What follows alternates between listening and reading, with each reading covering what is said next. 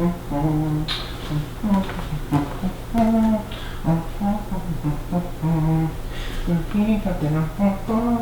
you ready? I have with me the brand new iPhone 7 Plus.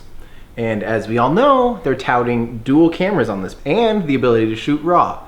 So let's actually compare and see how that does today. Let's find out. So here we are, we got the moon in a swing. I'm gonna be in my spacesuit in a second, but we do have the Sony a7R II with the Sigma 50mm f1.4 art lens and the Sigma MC11 FE to EF adapter. And then on top, of course, we have the new iPhone 7 Plus, which does feature a 55mm lens. So we have nice and bright daylight out here, so let's kind of see how it does in this situation. I'm guessing, I actually know for sure, the iPhone is going to be way better than the Sony.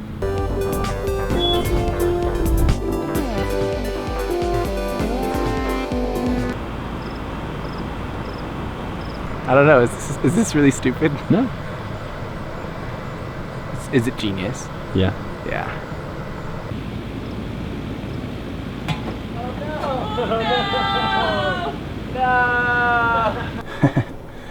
Low resolution, I mean, but that looks convincing as a moon.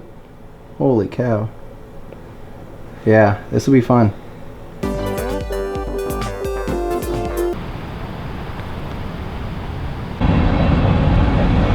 Yep. Hey, mosquitoes, no. Ow, this is gross. What is happening? Let's get out of here. Yep. I don't like this cabbage.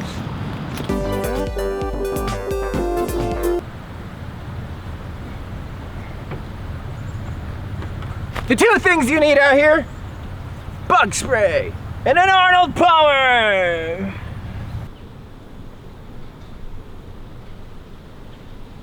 So, similar setup as before. We're still going to be shooting at that 50/55mm on the Sigma 1.4 and then on the iPhone 7 Plus. And the one thing though that I'm doing, and it's completely out of question currently for the iPhone, is having a very shallow depth of field. So I'm shooting at f1.4 actually. The iPhone supposedly will be doing some fake trickery to do some shallow depth of field in the near future, but there is nothing like physics. You cannot beat having a large sensor, huge aperture, a lot of glass. It's just not the same. Like this. Put another cat inside your hand. And one more. 3, 2.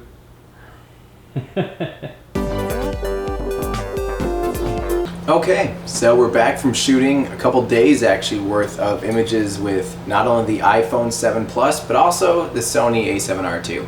Now obviously we aren't really truly comparing these images, but as a professional photographer I wanted to know, am I still going to have that anxiety about not always bringing my best camera with me?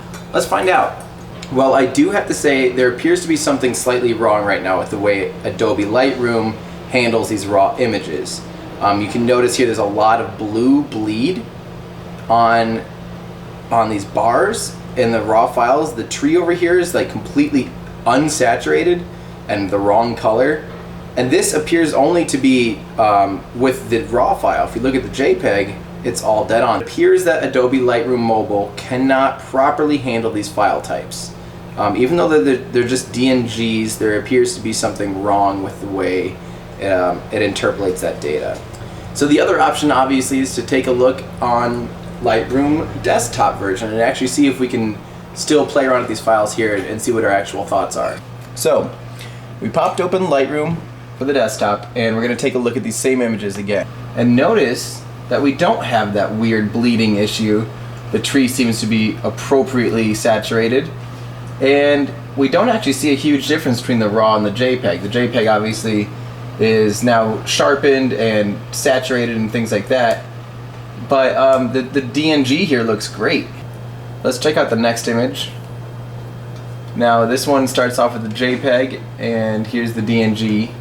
Now let's ignore me because we actually had a kind of a slow shutter speed. We actually had only 1/50th of a shutter speed. So we do see some motion blur here in my movement. But let's take a look more at something that's stationary like this. So again, initial thoughts are a lot of noise reduction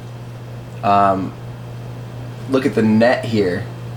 You can't see any of the lines in the net, and here you can actually, in the raw file, you can begin to see a little bit of that net, but it is pretty noisy.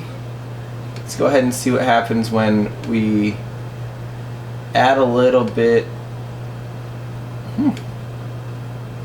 That looks pretty good. I just bumped up the contrast a little bit and pulled down the highlights, and already I prefer that image over the JPEG. And last but not least, let's just do this one. This one again, we have ISO 100, DNG to JPEG. First thing we notice is, look at these highlights here in the microwave. Notice that the JPEG clips them off entirely. You have no extra data in that reflection. And look in the raw file, there is a lot of extra information there. It's really not a bad file. You can even read most of the stuff on the serial box and all that stuff. So, is the iPhone 7 Plus going to replace your DSLR? Of course not. But is it going to make you consider leaving your camera at home? Maybe not yet, but it's getting there. And from here on out, it'll just get better and better and better. And before you know it, in a couple years, I'll bet this will make you consider leaving your camera at home when just going out and about. To see all the images we shot over the weekend, make sure and follow me on Instagram, Everyday Astronaut. There you're going to find the final series images as shot from the Sony a7R II. It ended up that the iPhone 7 just was not good enough even to consider posting to Instagram. Unfortunately, I take these things pretty seriously.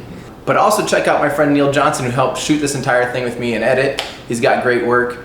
Until next time, I'm Tim Dodd, the Everyday Astronaut, bringing space down to Earth for everyday people.